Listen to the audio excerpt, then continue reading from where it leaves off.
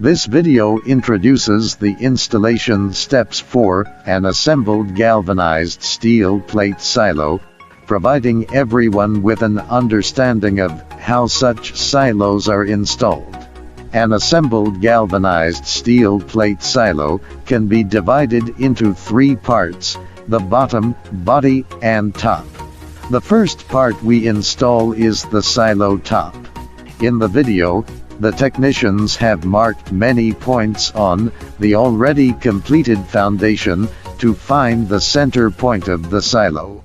This is because when making the foundation, pre-embedded steel plates have been cast inside the concrete. After the silo body is completed, purlins will be welded to the embedded steel plates, so their positions must align accurately. Otherwise, the silo could be blown away by a strong wind. After determining the central position of the silo, it's necessary to construct the first layer of the silo body in advance as support for the lower tension ring. Each level of the silo body is assembled from pieces of galvanized steel plates connected by galvanized bolts. Sealing compound is applied between the seams of the steel plates to prevent leakage of air or water, which would cause the material inside to become damp.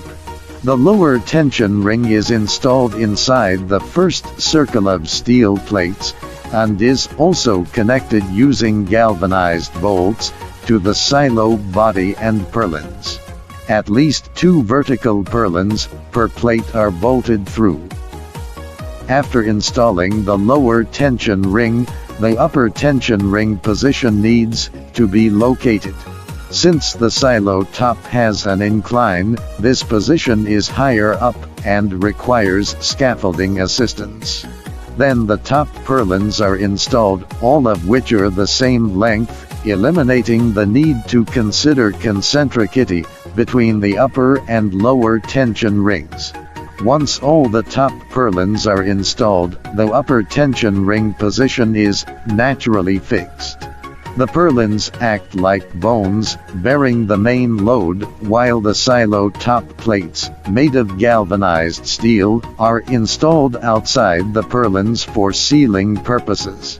The silo top plates include vents, and if there are multiple vents or fans, they should be evenly distributed during installation. After completing the installation of the roof panels, the next step is to install the roof ladder and guardrails. The guardrails consist of galvanized seamless steel pipes and angle iron connected by bolts. Some may think bolt connections are unreliable, which is a big mistake.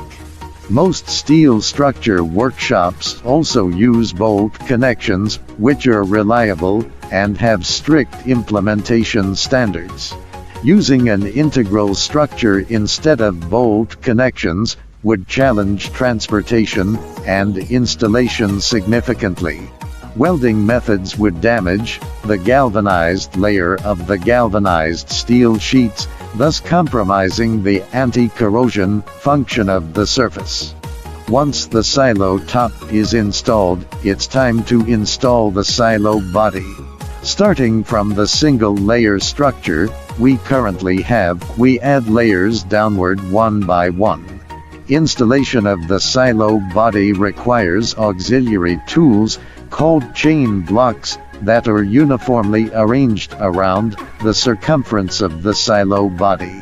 The number of chain blocks used depends on the silo diameter and weight. Chain blocks are anchored to the ground and connected to the silo body via bolts. By manually pulling the chain block chains, the silo body can be raised. With each layer added, the silo body is lifted one level by the chain blocks, and each layer must be sealed with sealing compound. While installing the silo plates, vertical purlins must also be installed, which bear the load, as the silo plates withstand the expansion pressure from the material stored inside. Closer to the silo bottom, greater pressure means thicker plates are required. However, each silo plate has the same length and height for standardized production. Similarly, the closer to the silo bottom, the thicker the purlins are, based on calculations of internal silo pressure. Purlins can be either inner or outer, chosen according to the type of material stored, and the video shows the installation of outer purlins.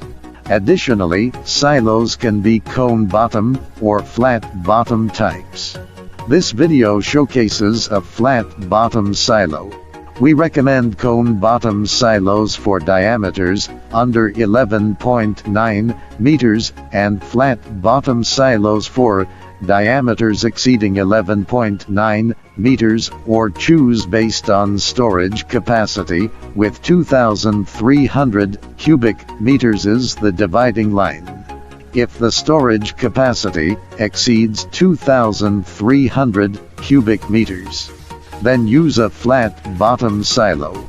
The choice is based on cost effectiveness. Flat bottom silos require more complex reinforced concrete foundations with discharge equipment at the bottom, which involves considering the location of the outloading equipment when constructing the foundation.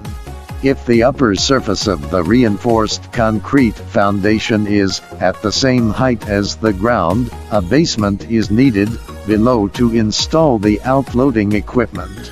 An issue with this is that rainwater might enter the basement, requiring drainage measures, especially in areas with high groundwater levels.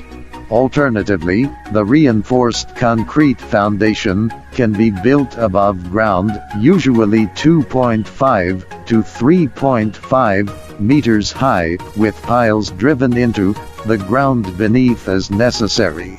Flat bottom silos have a flat bottom, where residual material can accumulate near the walls over time, leading to mold growth, necessitating a cleaning machine to clear out the remaining material. Cleaning machines are expensive, so small capacity silos do not recommend using flat bottom silos. The same logic applies to cone bottom silos. Very large silos using cone bottoms would significantly increase the amount of steel used, which is not economical.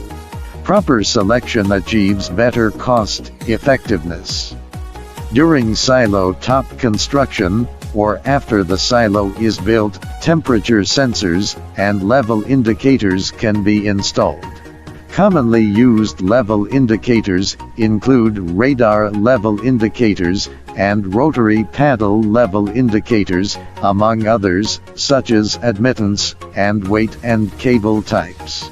Radar level indicators are mounted on the silo top, emitting electromagnetic waves toward the material surface.